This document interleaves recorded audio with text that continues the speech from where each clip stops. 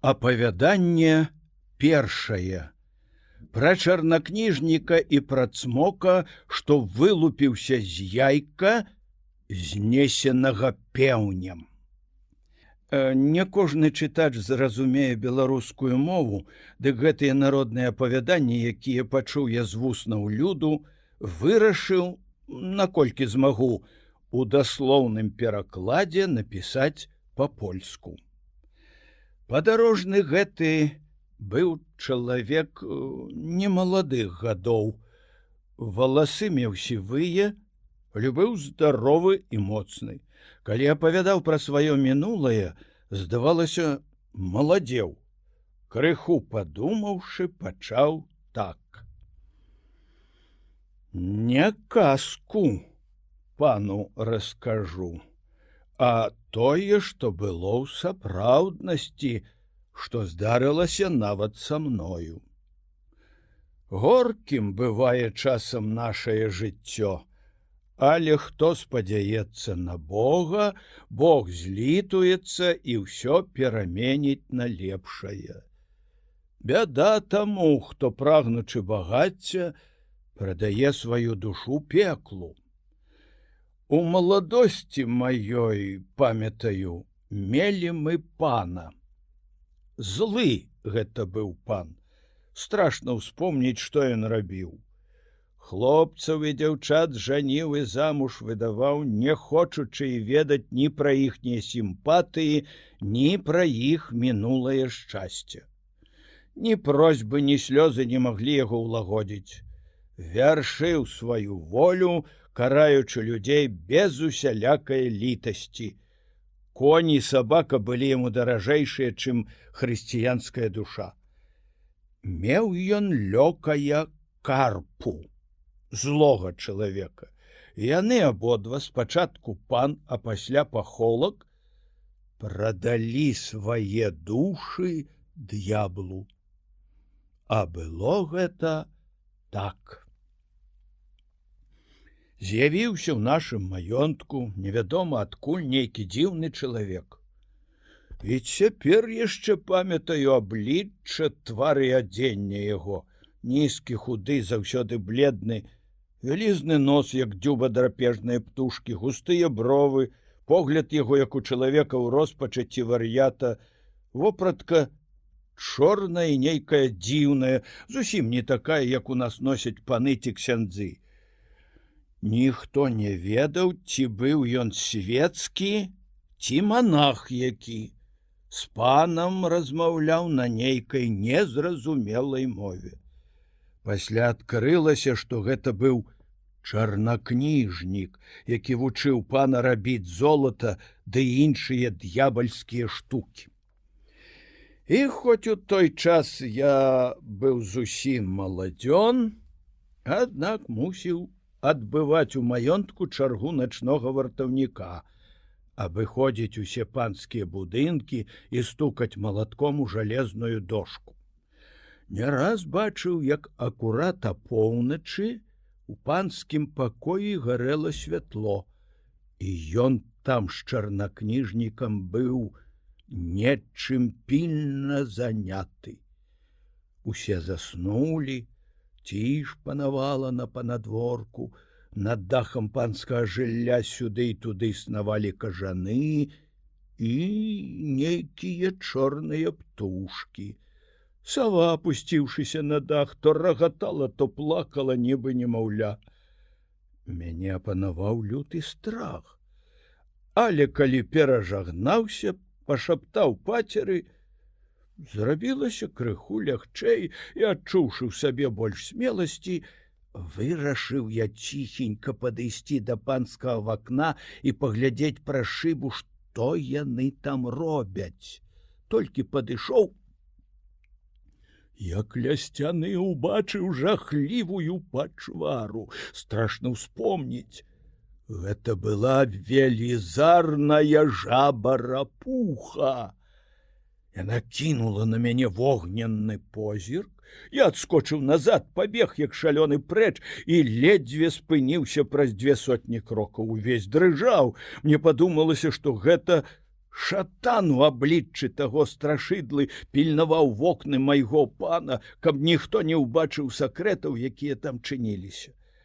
Я змовіў анёла панскага, і хоць ноч улетку была ясная і цёплая, дрыжаў, нібы на марозе.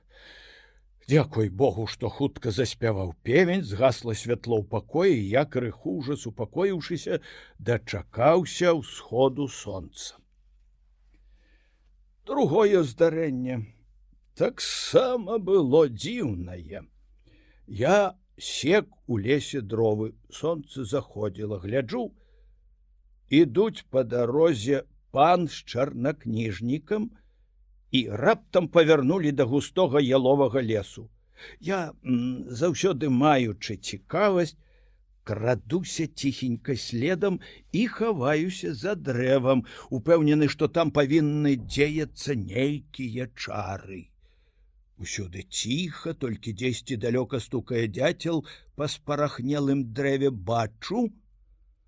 На старым вывернутым дрэве сядзіць пан, каля яго стаіць чарнакніжнік і трымае за галаву велізарную гадзюку, якая чорнай стужкаю абвіла яму правую руку. Не ведаю, што было далей, бо я ад страху уцёк.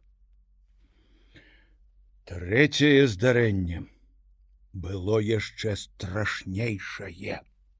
Хоць я яго і не бачыў, аднак чуў ад надзейных людзей, ды і пра гэта гаварылі ва ўсіх навакольных вёсках. А поўначы наш пан, той госць шатанскі і лёкай карпа, узялі ў аборы чорнага казла. Завялі яго на могілкі. Кажуць, што выкапалі яны з магілы наўца, чарнакніжнік надзеў на сябе нябожчыкаву чамарку, забіў казла і яго мясам і крывёю адпраўляў нейкія страшныя ахвяры.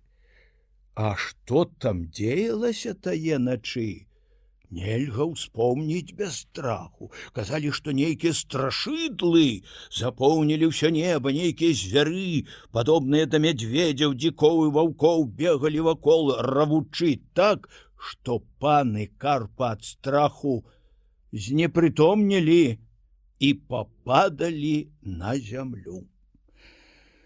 Не ведаю, хто іх прывёў да прытомнасці, але пэўнае тое, што пасля тае страшнае ночы чарнакніжнік знік, і ніхто яго потым не бачыў. Пан увесь час маркоціўся, хоць меў шмат золата і ўсяго іншага ў дастатку, чаго толькі не захоча. Зрабіўся яшчэ больш люты, ніхто яму дагадзіць не мог, нават карпу выгнаў з маёнтка. Калі падарожны апавядаў гэта, дык было чуваць, як шапталіся слухачы. Вот уже страх, так страх, аж мароз па скуры падзіраюць. І дзядзька адазваўся такімі словамі. Мусіць, спачатку ён быў фармазонам ці пабратаўся з недавяркамі, а чалавек без рэлігіі на ўсё гатовы. Але што ж далей? Падарожны апавядаў далей. Карпа, выгнаны з маёнтка, аддадзены быў у работнікі аднаму заможнаму гаспадару. Ды там ён болей замінаў, чым быў памочнікам, бо, жывучы з дзяцінства ў маёнтку, зрабіўся лайдаком упартым і неслухмяным. Да аканома часта даходзілі скаргі, і той пераводзіў яго з аднае хаты ў другую, але нідзе не мог ён застацца надоўга. Нарэшце карпа папрасіў аканома заступіцца за яго перад панам, каб далі яму хату і колькі дзесяцін зямлі, бо калі ён сам зробіцца гаспадаром, дык будзе больш старанным. Пан згадзіўся. Пабудавалі карпу новую хату, адрэзалі лепшыя зямлі, далі пару коней, колькі кароў ды іншыя жывёлы на развод. Урэшце задумаў ён жаніцца. Але ніводная гаспадарская дачка не хацела ісці за яго, бо ніхто ні на яго, ні на ягоную гаспадарку не спадзяваўся. Ведалі ўсе, што ў яго ні веры, ні Бога ў сэрцы няма. У той вёсцы, дзе жылі колісь мае бацькі, быў у нас сусед Гарасім. Чалавек старанны, усяго яму хапала, служыў добра пану, спраўна плаціў падаткі, меў ён адзіную дачку, Агапку. Прыгожая была дзяўчына, свежая, румяная, як спелая ягада. Даўней, як прыбярэцца і прыйдзе на кірмаш з жычкаю ў касе, у чырвонай шнуроўцы, свеціцца, як цвет макавы. Все не могуць на яе наглядзецца, кожны любіў з ёй патанцаваць. І дудар для яе граў найахвотней. Прызнаюся, і мне ў той час яна так прыпала да душы, што і сёння ўспамінаю яе, уздыхаючым. Падабалася яна і карпу. І вырашыў ён дамагацца яе, але ведаючы, што не любіць яго дзяўчына, а бацькі не хочуць мець сабе такога зяця, і сватоў, прысланых ад яго, не прынялі, ён, каб было па-ягонаму, ідзе да пана, просіць, каб загадаў Агапцы ісці замуж толькі за яго. Бацькі ж яе, даведаўшыся пра гэта, прасілі аканома і ўсю воласць заступіцца, бо Агапка яшчэ занадта маладая і не здолее добра ўпраўляцца ў ягонай хаце. І гаспадарка ў яго ў вачавіткі развальваецца, нічога добрага ад яе не прычакаеш. Па просьбе аканома і вяскоўцаў пан адклаў вяселле на наступны год, а карпу загадаў, каб напрыканцы гэтага тэрміну паказаў, што зрабіў карыснага і колькі зарабіў грошай. Кахаў і я Агапку, але каб пабрацца з ёю, пра такое і думаць не мог.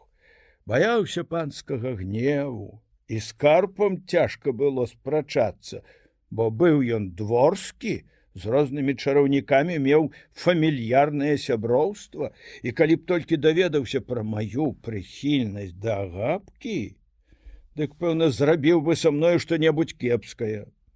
Дык я толькі пакрыёма ў душы сумаваў, прасіў Бога, каб гэтая нявінная авечка не трапіла ў кіпцюры шалёнага ваўка. Але сталася ўсё інакш. Карпа чалавек несумленны і лянівы, ідзе на параду да Парамона, найстрашнейшага чараўніка ў нашай ваколіцы, апавядае яму пра сваю сімпатыю да Агапкі, пра ўмовы, якія пан загадаў яму выканаць за год. Словам, просіць яго, каб адкрыў спосаб, якім хутка можна забагацець, а ён гатовы на ўсё.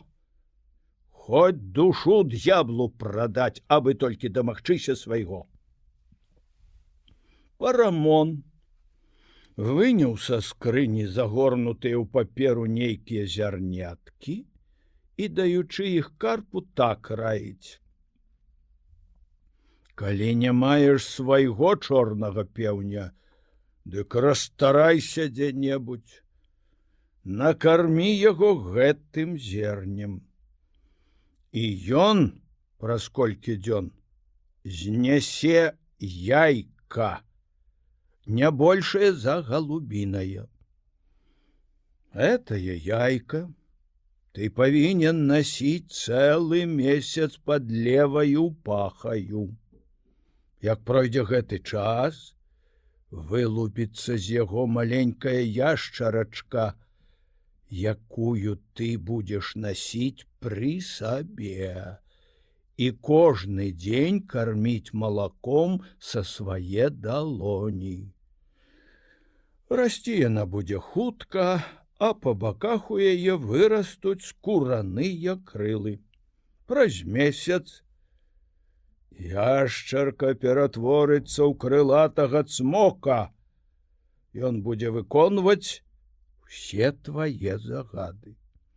Ноччу ў чорным абліччы прынясе табе жыта, пшаніцы і іншага збожжа. А калі прыляціць палаючы агнём, дык гэта значыць, што будзе мець пры сабе золата і срэбра.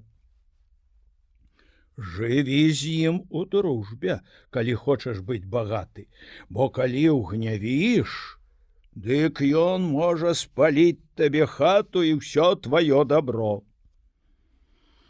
Гэтую бязбожную параду Карпа выканаў ахвотна. Выгадаваў жахлівага цмока, але чары яго не засталіся тайнымі, бо гэтае страхоцце не раз пасля захаду сонца з'яўлялася на вачах вяскоўцаў, што вярталіся да хаты позняй парою. Аднойчы і я, калі пасвіў коней на начлезе, бачыў, як ляцела тое страшыдла, шумам рассыпаючы вакол сябе іскры, нібы распаленае жалеза пад молатам каваля. І над дахам карпавыя хаціны распалася на дробныя частачкі і знікла. Неба ў той час было яснае, а ніводныя хмурынкі на ім і зоркі зіхацелі на нябесным скляпенні. О, Божа, падумаў я, перад табою няма нічога таемнага. Ты будзеш суддзёю спраў людскіх, але людзі пра гэта забываюць. Ужо праз колькі месяцаў Карпа стаў багатыром. Калі прыйдзе на кірмаш або ў якое свята да арандара, дык у карчму заходзіць, падпёршыся ў бокі. Чырвоная шапка на бакір, галава задзёртая, і здаецца, што ўсе для яго нішто. Жменяю грошы шпураляе на стол, кажа падаваць тое, што толькі яму заманецца, частуе ўсіх і смела крычыць, што пан яму як брат родны. Ні ў чым не адмовіць, і ён усё зробіць, што яму толькі захочацца. Што Агапка павінна цешыцца, калі можа выйсці за яго замуж, бо ён за свае грошы можа купіць жонку, якую толькі пажадае.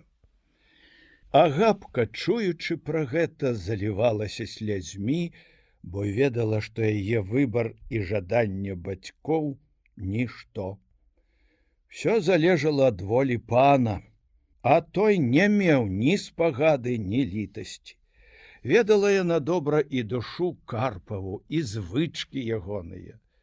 Часам чула гаворку суседзяў між сабою, што ён ужо пабратаўся з Парамонам, што ўжо служыць яму шатан, які назапасіў для яго безліч грошай.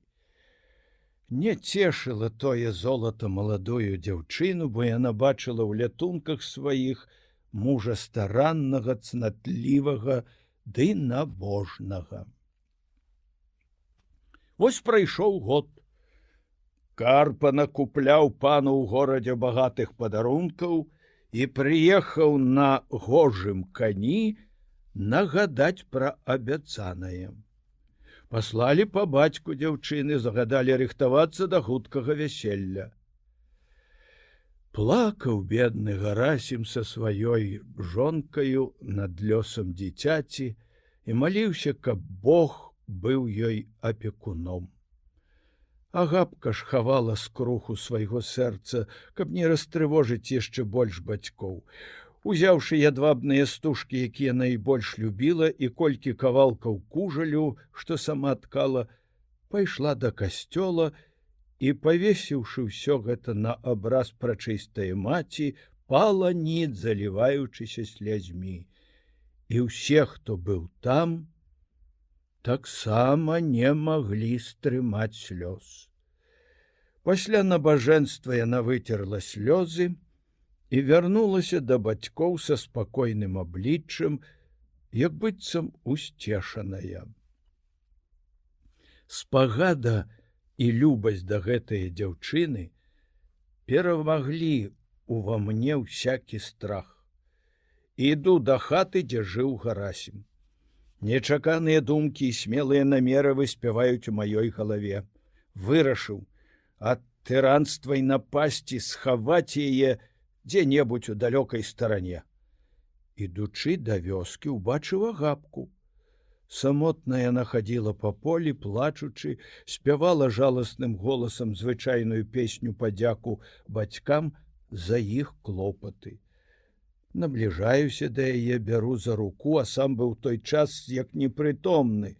Хочучы палегчыць яе пакуты, так прапаную свае паслугі. Агапка, ведаю я прычыну слёз тваіх, ведаю пра пакуты бацькі і маці. Карпа, бязбожны чалавек, падкупіў пана, несумленна пагарджаючы тваім выбарам і воляю тваіх бацькоў. Паслухай мае рады, калі маеш хоць частку тае сімпатыі да мяне, якую я маю да цябе і да тваіх бацькоў. На зямлі ёсць высокія горы, зарослыя густым лесам, цёмныя бары, што чарнеюцца каля нашых вёсак неабсяжныя. У засень іх нетраў ніколі не зазірала чалавечае вока. Яны цягнуцца бясконца. Давай пойдзем прэч з гэтых краёў. Схаваемся ад усіх знаёмых у тых дзікіх пустэчах. Я буду тваім вартаўніком і правадніком. Свет вялікі. Знойдзем і мы дзе-небудзь свой куток. Ёсць і людзі з ласкавым сэрцам, якія даюць прытулак злачынцам, якія ўцяклі ад суда, а мы ж не вінаватыя ні перад людскім, ні перад Божым судом. І дзе-небудзь працаю заслужым сабе кавалак хлеба. Добры Бог дасць нам здароўе і сілы, падтрымае ў тых цёмных лясах сваёй апекаю.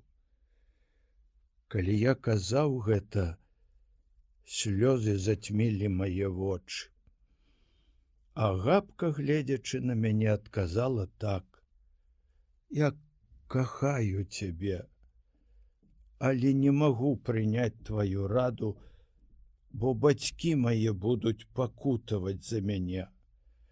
Няхай лепш я сама буду ахвяраю свайго няшчасця, каб толькі яны былі спакойныя. Сказаўшы гэта, яна шпарка пайшла дадому.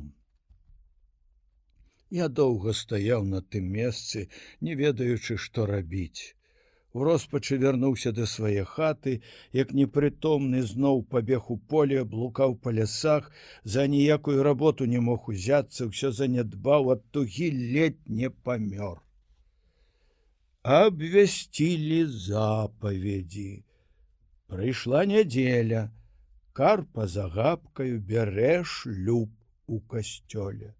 Ён, вясёлы і выхвальны, стаяў проста, валасы на галаве падстрыжаныя па-панску, на шыі ядвабная хустка, на нагах блішчастыя боты, вопратка з тонкага сукна, такая, якую пан часам апранае. Словам, калі б хто не ведаў, што Карпа наш брат, за паўвярсты яшчэ зняў бы шапку і пакланіўся. Яна, наадварот, смутная, твар бледны, змянілася ўся, нібы ў яе сухоты, бляск вачэй пагашаны слязьмі. І казалі, што свечкі ў маладых гарэлі так цьмяна, што сёй той са страхам паглядаў на гэта, шэпчучы суседу: не будзе тут шчасця, жыццё іх зацьміцца смуткам. З касцёла Карпа з дружынаю маладою жонкаю паехаў на паклон да пана, а з маёнтка да хаты Агапчыных бацькоў.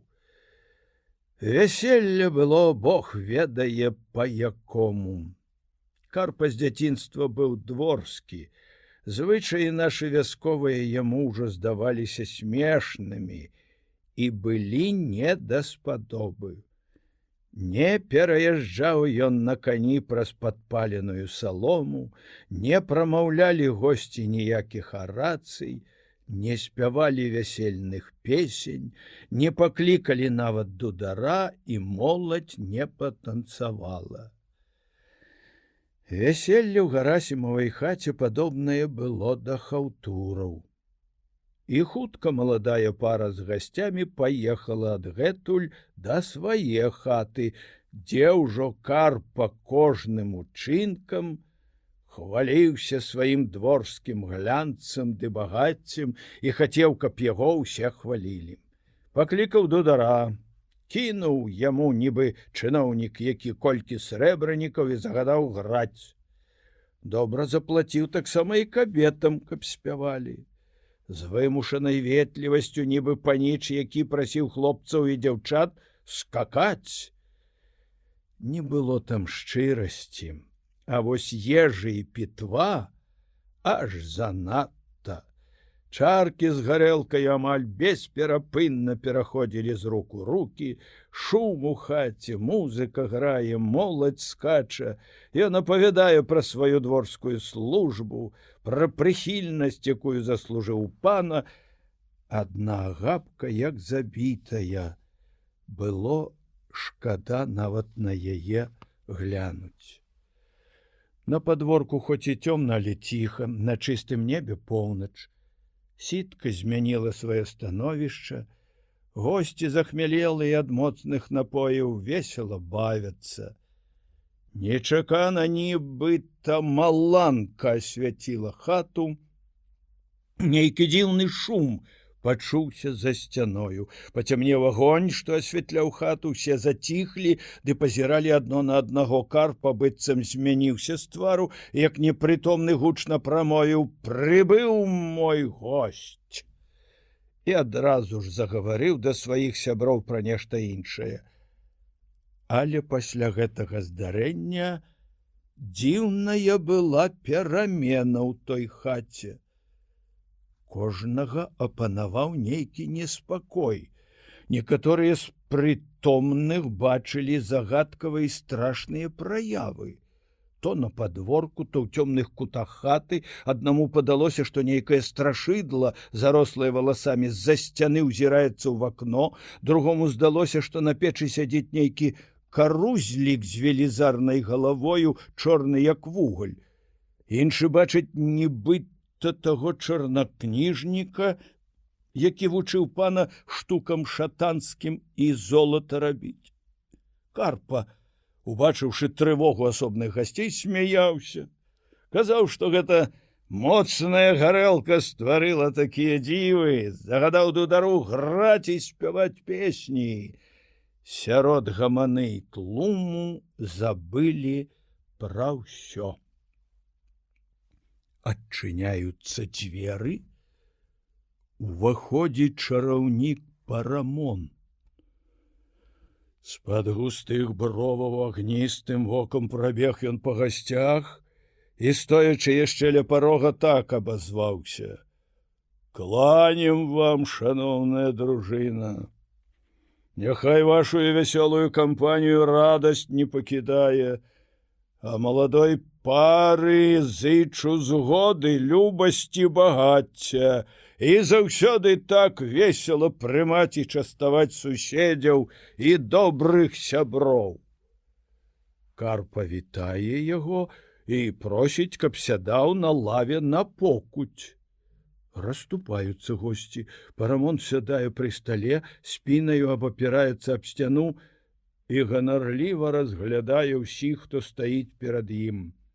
Карпа падносіць яму гарэлкі і закуску. «А дзе ж твая гапуля, гаспадыня маладая? Ці яна так занятая, ці, можа, таксама мяне не пазнала? Я пастарэў, а яна маладая вельмі. Яшчэ трэба вучыцца, як жыць на свеце». Карпа падвёў Агапку. Парамон зірнуў на яе маркотны твар і кажа: «Не смуткуй, пажывеш, пакахаеш, і добра будзе». Акім, селянін гэтыя самыя воласці, падданы пана, быў колісь з Парамонам у вялікай непрыязні. Будучы ў добрым гуморы, бо не любіў абмінаць чарку, успомніў нязгоды мінулых часоў, заклаў рукі за пояс, адставіў правую нагу і ў такой паставе, стоячы перад Парамонам і гледзячы яму ў вочы, так абазваўся: «Ха-ха-ха! Кланям! Не ў чом кошка хвост свой лізала, аж ён на цебе ў госці чакала». Все паглядзелі на Акіма. Не рады, што ён, захмелеўшы ад гарэлкі, насмеліўся жартаваць з Парамона. Баяліся, каб не выйшла з гэтага якога няшчасця, бо ўсе і раней верылі ў сілу парамонавых чараў, што ён не толькі можа наслаць на людзей розныя хваробы і шаленства, але калі захоча, дык і цэлае вяселле аберне ў ваўкоў. Парамон зірнуў на яго са з'едлівай усмешкаю. «А ты часам так падкрадаешся да панскае або суседскае спіжарні ці туды, дзе беляць палотны, што цябе не толькі вартаўнік не пачуе, але і сабака такога госця не знюхае. Ха-ха-ха! Я добра памятаю, як вінавацілі мяне ў крадзяжы палатна», — дазваўся Акім. «Ты варажыў на рэшаце, называючы імёны ўсіх сялян воласці. Рэшата павярнулася на маім імені і на імені Грышкі Дудара. Жонка аканома поверыла тваім чарам, і нас лупцавалі без міласэрнасці. А пасля адкрылася, што мы без віны прынялі тыя пакуты. Подлыя твае ўчынкі, і ў чарах тваіх няма ніякай справядлівасці». Тут адгукнуўся і Дудар Грышка. «Га! Так памятаю і я. Варта было б за твае хлуслівыя чары кіем падзякаваць, ды так, каб ты з зямлі не ўстаў». Парамон не мог вытрываць, што ману прыпісваюць ягоным чарам. Заіскрыліся вочы. Пачырванеў ён увесь, усхапіўся з лавы. Все перапалохаліся. Карпа хапае Парамона за шыю ды просіць, каб дараваў ім, бо п'яныя не памятаюць, што кажуць. Убачыўшы гэтую зваду, прыбегае Агапка, хапае яго за руку, перапрошвае, што ў іх меў такую непрыемнасць і просіць прабачыць. Таксама Акіму і Грышку кажа, каб яны забылі пра мінулае, памірыліся з Парамонам. Карпа ставіць на стол гарэлку і вельмі просіць, каб, выпіўшы па чарцы, яны забылі, што было даўней. Чараўнік крыху супакоены, добра, кажа. «Я паміруся. Не турбуйцеся. Я не жадаю перапыніць забавы ў вашай хаце, а наадварот хачу, каб яны зрабіліся яшчэ весялейшыя». Няхай сабе Грышка весела грае на дудзе, а Акім скача. І з хітрай усмешкай дадаў: «Ну, ідзіце, запрашаюць нас гаспадар і маладая гаспадыня выпіць адзін да аднаго па чарцы гарэлкі. Яшчэ пеўні не спявалі. Цяпер самы час павесяліцца». Карпа, Агапка і госці настойліва просяць Акіма і Грышку, каб селі пры стале з Парамонам. Акім не адмовіўся ад гарэлкі. Дык і Грышка па яго прыкладзе таксама. Яны выпілі з Парамонавых рук па кілішку, а пасля яшчэ раз паўтарылі: «Згода, згода і мір паміж намі, крычаць асобныя госці. Сталы гнуцца ад пачастункаў, досыць і пітва і закускі. Давайте піць, гуляць, зычыць маладым багацця, здароўя і доўгіх гадоў. Заспявалі песні. Грышка надзімае свой скураны мех, гучаць спевы і музыка, моладзь скача. Парамон задумлівай са здзеклівым тварам пазірае то на Дудара, то на Акіма. Нейкі час працягвалася дружная і вясёлая забава. Але раптам Грышка пачынае нейкага шалёнага казака. Госці крычаць, просяць, каб іграў цярэшку, спяваюць: «Цярэшкі біда стала, з кім яго жына спала». Ён не зважае на гэта, нікога не слухае, а ўсё грае ды грае сваё без усякага ладу. Тут такім выбягае на сярэдзіну і пачынае, як шалёны, скакаць невядома што. Дзівяцца ўсе гледзячы і не разумеючы, што з ім зрабілася.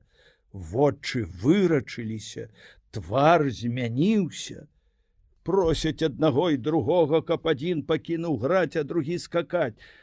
Нічога не дапамагае, ніякіх просьбаў не чуюць, звар'яцелі абодва.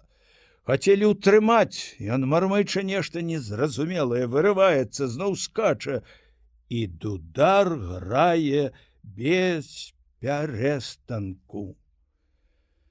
Парамон збоку глядзіць на гэта і гучна смяецца. Не рушце іх, няхай павесяляцца.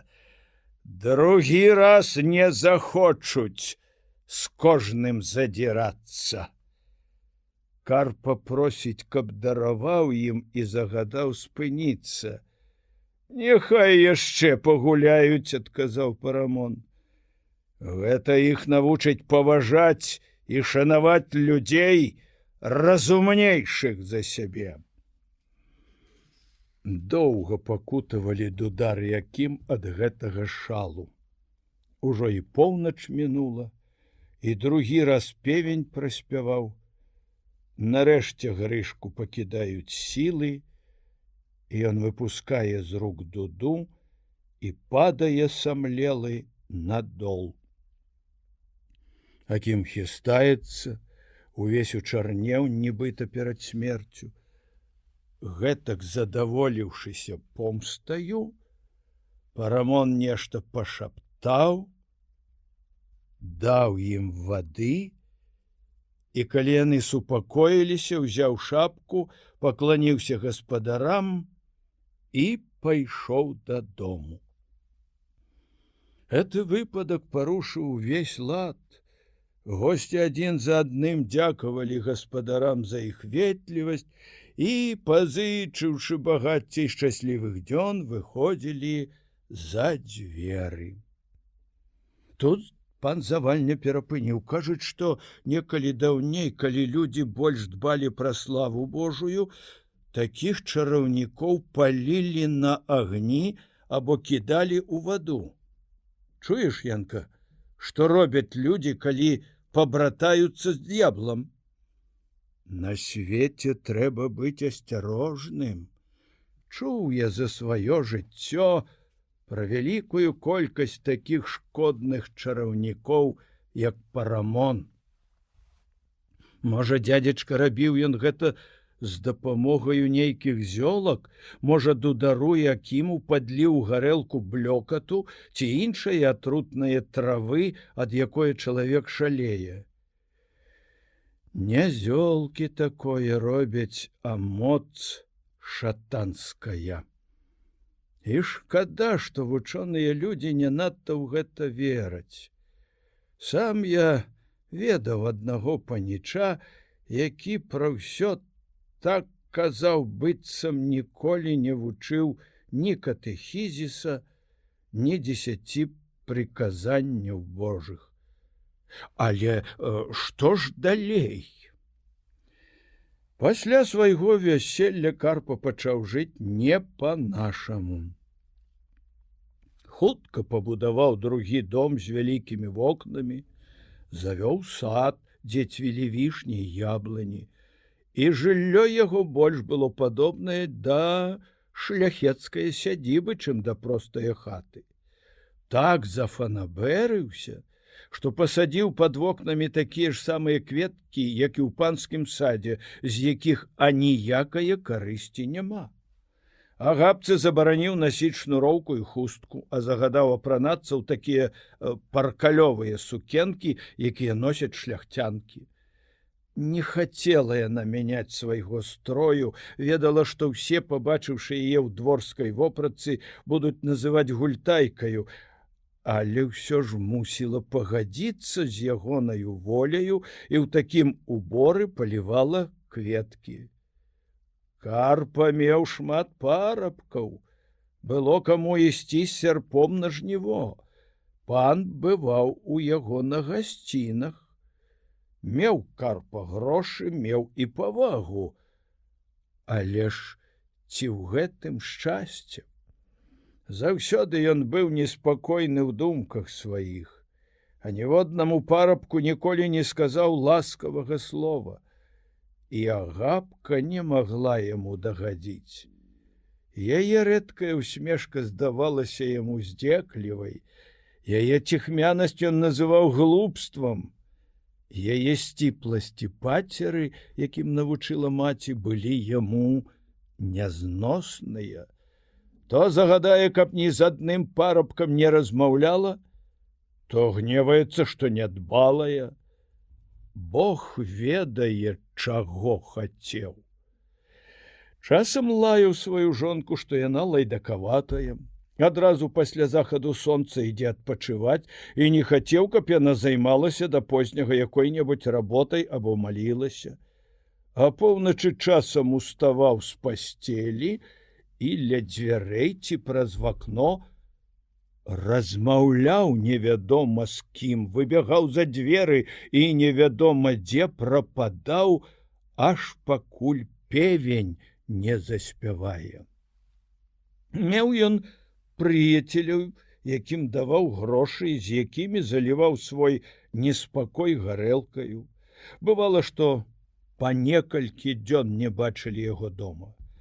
Аднойчы, калі чэлядзь пасля дзённай працы ўжо адпачывала, Агапка сядзела самотная ў пакоі і чакала мужа. Тут знянацку, нібыта маланка асвяціла сцены. Пасля зноў зрабілася цёмна. На Агапку нападае нейкая трывога, нібы баючыся чагосьці, паглядае на цёмныя куткі. Кот, пырхаючы, скочыў ад дзвярэй і, натапырыўшыся, застыў сярод хаты, свецячы неспакойным вокам. І тут заходзіць малады мужчына, прыгожа апрануты, на руцэ шмат залатых пярсцёнкаў, падпяразаны шырокім чырвоным поясам. Агапка ўзіраецца ў незнаёмы твар, што здаваўся досыць прыемным, толькі погляд яго быў праніклівы, і першае ўражанне ад яго было страшнае. «Кланням маладой гаспадыні», — кажа незнаёмец. «Што ж ты сядзіш такая самотная, нібы сірата якая? Глядзіш мне ў вочы, незнаёмы табе, але я цябе часта бачыў і добра ведаю. А дзе ж Карпа, мужик твой?» «Не ведаю. Трэці дзень, як яго не бачу. Дзесьці ў знаёмых, а можа, паехаў у горад. Чула нешта такое, казаў. Што яму рабіць у горадзе? Гуляе сабе, а карыстацца шчасцем не ўмее. Золата і срэбра мае шмат, а якая з яго карысць? Мог бы цуды тварыць. Мог бы збудаваць дом лепшы, чым гэты, такі, пра які старыя апавядаюць у казках, што ўвесь свяціўся золатам і срэбрам, ды чыстым золатам быў накрыты. Мог бы сад развесці, як той, дзе спелі залатыя і срэбныя яблыкі, дзе спявалі райскія птушкі. Пад вакном раслі па яго кветкі ярчэйшыя, чым зоркі на небе. Вось гэты кот варкочучы баяў бы яму старыя дзіўныя гісторыі. З'ехалася б шмат паноў паглядзець на тыя цуды. І ён бы жыў лепш за караля. Ты маладая, прыстойная і разумнейшая за яго. Пачынай жа сама гаспадарыць, а я буду табе дапамагаць. І мы здзівім свет. Гаворачы гэтак, ён сеў на лаву поруч з ёю, а Габка, гледзячы яму ў вочы, спыталася: «Ці даўно ты знаём з маім мужам?» «Ведаю яго з дзяцінства. Я гандрую па свеце і служу шчаслівым людзям. Ты шчаслівейшая за іншых, табе хачу шчыра служыць». «Хто ж ты такі? І як тваё імя?» «Навошта табе ведаць маё імя? Я твой прыяцель. Згадзіся толькі на мае жаданні і мае паслугі, а пасля даведаешся пра ўсё». І, сыплючы золата на зямлю ды гледзячы на Габку, дадаў: «Бачыш, што я магу?» «Я нехцівая, хачу толькі спакою душы. І няхай мяне апякае прачыстая маці сірацінская». Ледзь вымавіла імя маці Божая, успыхнуў ён полымем і знік у імгненне вока. А Габка з пранізлівым крыкам выбягае за дзверы і падае непрытомная. Але ад яе крыку прачынаюцца дамовыя людзі, бягуць на дапамогу і знаходзяць яе ў сенцах. Яна ляжыць як нежывая.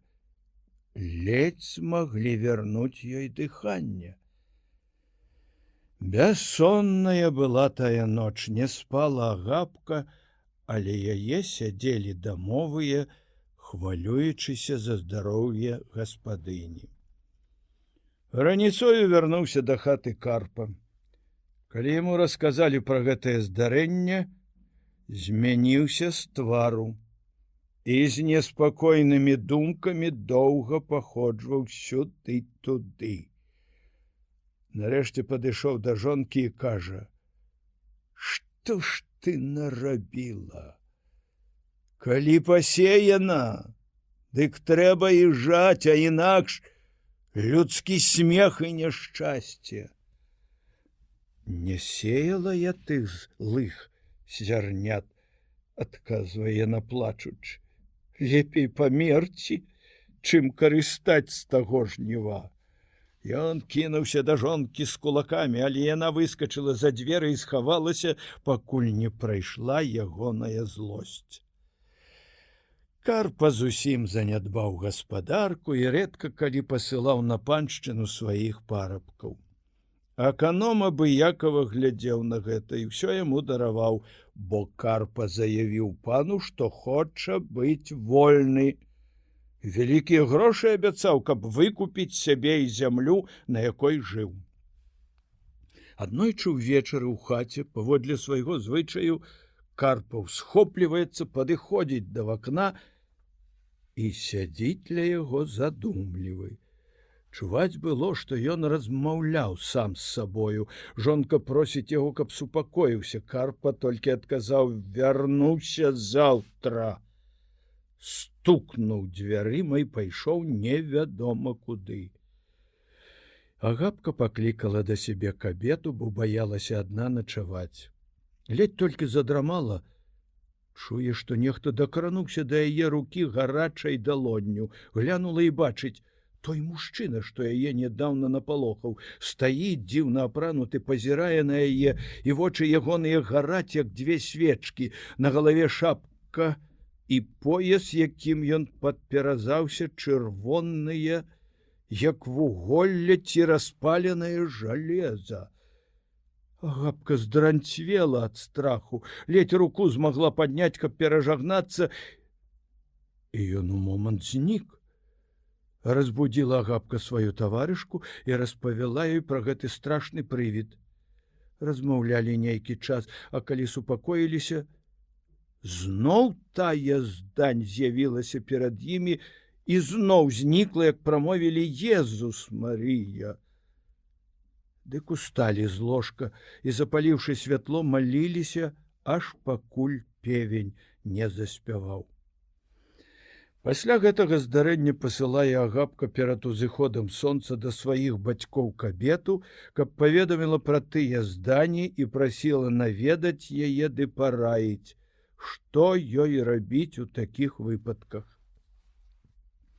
Па ўсёй воласці разышлася пагалоска пра тое, што цмок колькі разоў палохаў Агапку, прыходзячы да яе ў розных абліччах. Карпа ж даводзіў усім, што гэтыя весткі фальшывыя, што ягоная жонка звар'яцела. А можа, д'ябал і прыходзіць да яе за нейкія грахі. Гарасім са сваёю жонкаю, калі сонца ўжо хілілася да захаду і ў полі скончылі працу, пайшлі пераведаць сваю дачку. Агапка, як убачыла іх праз вакно, з вялікай радасцю выбегла насустрач, прывяла іх у хату і са слязьмі апавядала пра свае пакуты, аб пераменах у мужавым жыцці, аб з'яўленні ў чалавечым абліччы таго цмока, які яму служыць. Ну вось, адказаў Гарасім, калі я яшчэ перад вяселлем казаў аканому і іншым дваровым людзям, што Карпа выгадаваў сабе цмока, які носіць яму багацце, дык смяяліся і кпілі з мяне, казалі: грубы просты мужик, пляцеш немаведама што.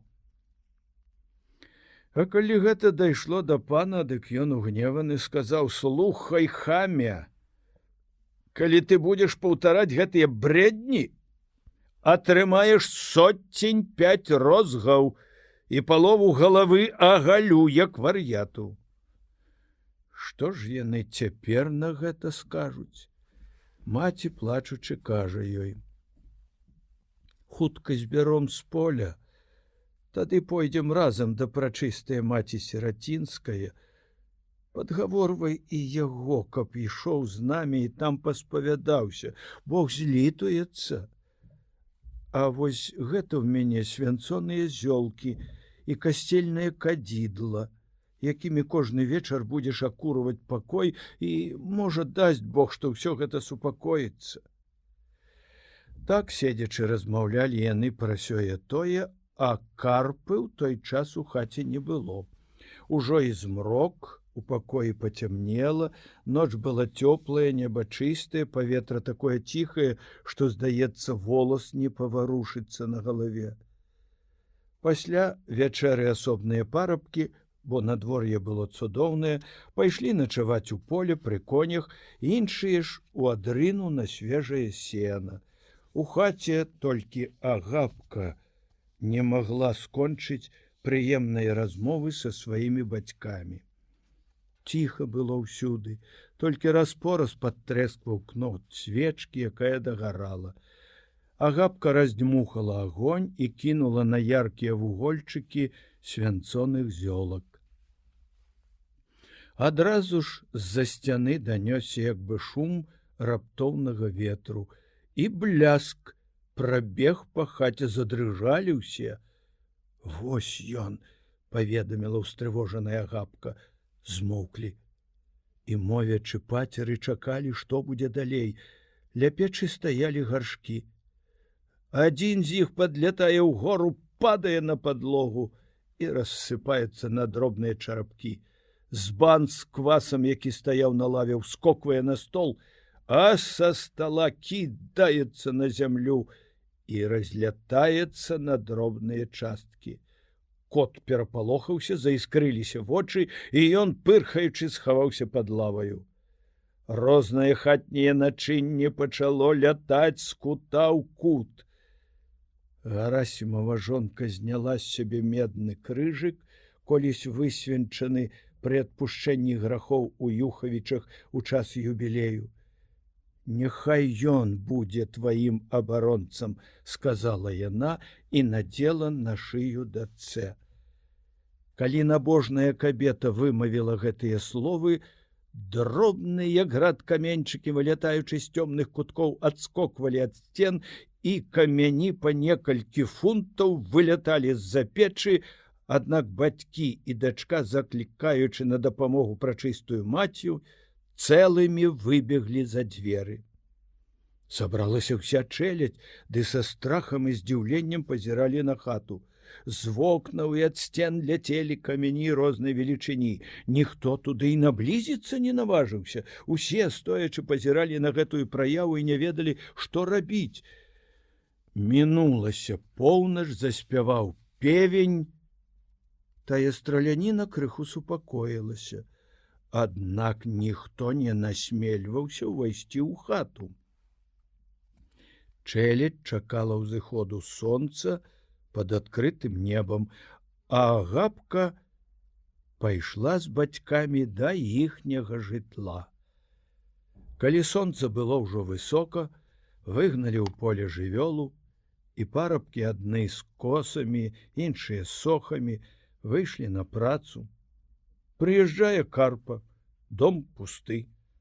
Сустрэў адну толькі кабету, якая прыйшла з поля, убачыўшы, што вяртаецца гаспадар, пытаецца ў яе: «Што тут чыніцца? Дзе жонка?» Кабета апавядае яму, як усё было. Карпа перапалохаўся, змяніўся з твару. «Яно мяне загубіла!» — закрычаў ён і адразу пайшоў да чараўніка Парамона. Вестка пра здарэнне ў той самы дзень разышлася па ўсёй ваколіцы. У панскім маёнтку адны паверылі, што ўсё гэта ад сілы шатанскае, іншыя ж смяяліся, кажучы, што тут проста нейкае свавольства. Гарасім паведаміў пра ўсё пробашчу, просячы, каб ён гэтага ж дня прыехаў да Карпавае сядзібы і пасвянціў небяспечны дом, у якім так небяспечна завёўся шатан. Адвечоркам цікаўны люд папрыходзіў з усяе воласці, каб пабачыць тыя дзівы. Прыйшоў каном, а з ім шмат маладых зухаў з маёнтка, якія, не верачы ў моц шатанскую, спадзяваліся, што зловяць якога-небудзь свавольніка. Колькі з іх, не зважаючы ні на што, нават адчынілі дзверы і хацелі ўвайсці ў хату, але ледзь сталі на парозе, як усе з крыкам кінуліся назад, бо камень выцяў аднаго з іх так, што хлопец ледзьве апрытомніў. Люд, пазіраючы на гэтыя дзівы, стаяў здалёк ад дома, а камяні штораз гусцей сыпалі адтуль. Карпа ад роспачы змяніўся ўвесь. І быццам непрытомны, праклінаючы жонку суседзяў і лёкаяў, хацеў варвацца ў хату, але яму не дазволілі. Парамон, што стаяў побач, шаптаў нешта, але сваімі чарамі ўжо не мог дапамагчы. Пан, апанаваны цікаўнасцю, таксама прыехаў і, не наважваючыся наблізіцца да хаты, загадаў акружыць сядзібу і чакаў, які канец будзе гэтым жахам. А вось і ксёндз у капеланскім уборы прыехаў, учыніў ён святы абрад, і калі са свянцонай вадою хацеў наблізіцца да сцен, увесь імгненна дом ахапіла полымя, і хутка будынак абваліўся. Здзіўлены люд, гледзячы на гэткую помсту злога духа, паціскаў плячыма. І кожны з тых, хто быў тут прытомны, з трывогаю пакідаў на месцы, дзе стаяў дом, ужо толькі вуголля і дымныя галавешкі. Ксёндз вяртаўся дадому ўзрушаны, шкадуючы пра неразумнасць сваіх авечак. Калі адыходзіў Парамон, дык лаяў, трасучы галавою нешчаслівага Карпу: «Добра, дурню! Як паслаў, так і выспаўся. Па ўсёй ваколіцы ў кожнай хаце ў панскім маёнтку доўгі час гаварылі пра гэтае здарэнне. Карпа невядома, дзе падзеўся пасля таго страшнага пажару, знік і ўжо больш не наведваў ні сваіх прыяцеляў, ні цесця, ні жонкі. Розныя пра яго думалі. Адны меркавалі, што ён злыгаўся са злодзеямі, якія пераганялі крадзеных коней з Беларусі да вялікіх лук ці пад Пскоў.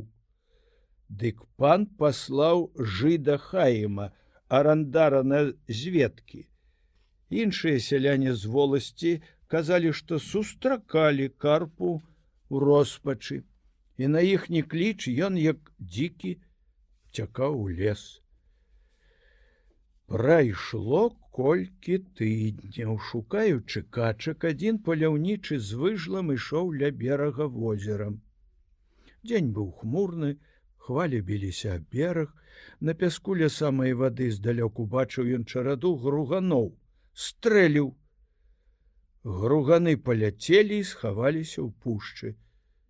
Падышоў бліжэй і бачыць выкінуты вадою труп, які хваля яшчэ пакрывала пенаю. Адразу ж ён паведаміў маёнтак, далі знаць у суд. Цяжка было пазнаць, чыё гэта цела, але вопратка і пярсцёнак на руцэ далі магчымасць апазнаць Карпу. Так няшчасны скончыў сваё жыццё. Без малітваў і без ксяндза там жа на беразе труп закапалі. Тут падарожны змоўк. «Скажы ж, — просіць пан Завальня, — а што сталася з Агапкаю?» Агапка колькі гадоў жыла пры бацьках. Ад смутку і спалоху ўвесь час хварэла. Пасля смерці бацькоў і яна згасла, як свечка. Няхай пануе ў небе.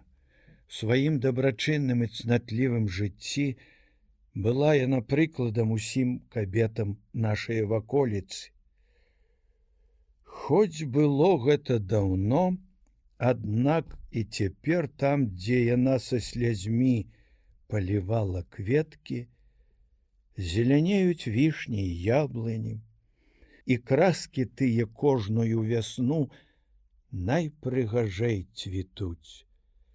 Дзяўчаты ў святочныя дні плятуць з іх вянкі і аздабляюць абраз прачыстае маці. Чаму ж ты не ажаніўся з ёю, калі яна была ўжо ўдавою? — спытаўся пан Завальня. Ты ж яшчэ раней кахаў яе, меў бы найлепшую жонку. А добрая жонка скарб найдаражэйшы, бо дзе ў хаце кахання і згода, там і дабраславенне Божае. Вось і я жыву сяк так, дзякуючы Богу. А ўвесь гэты лад у гаспадарцы зрабілі разам з маёю нябожчыцай. Пасля таго смутнага вяселля я прасіў пана, каб дазволіў мне пайсці ў чужую старонку, дзе лягчэй набыць грошы дзеля гаспадаркі ды на падаткі. А яшчэ меркаваў, што як буду далёка, хутчэй забуду на ўсё тое, што доўга стаяла ў мяне перад вачыма і наводзіла смутак. Я блукаў колькі гадоў па Расіі, ля Новгарада і старое Русы, і быў нават пад самым Петербургам. Увесь час выконваючы самую цяжкую работу там, дзе вялі дарогі праз багны і дзікія лясы. Капаў глыбокія канавы, часам увесь дзень стоячы ў вадзе. Всё гэта, дзякуй Богу, вытрываў, не падарваў здароўя і вярнуўся дадому з грашыма, І ўжо тут мне расказалі пра тое страшнае здарэнне з карпам і пра смерць нешчаслівае Агапкі. А ці жыве Парамон? Памёр без споведзі, і магіла яго ў полі без крыжа. А што, Янка? Ці падабаюцца табе нашы простыя апавяданні? Яны праўдзівыя, і іх лягчэй зразумець, чым гісторыі пра даўніх паганскіх багінь і багоў, пра якія ты мне апавядаў. Такую казку ніхто не запомніць, хіба толькі чалавек вучоны. Я люблю падобныя апавяданні. Шмат у гэтай народнай фантазіі шчырыя праўды. Калі пан Завальня размаўляў са мною, дык мішчэлядзі чуваць былі такія словы. Вот добры так добры, всю ноч бы не спаў да слухаў. Ну, будем же цяпер слухаць, сказаў Завальня, што нам раскажа твой таварыш пра здарэнні з твайго жыцця. Страшныя і цікавыя.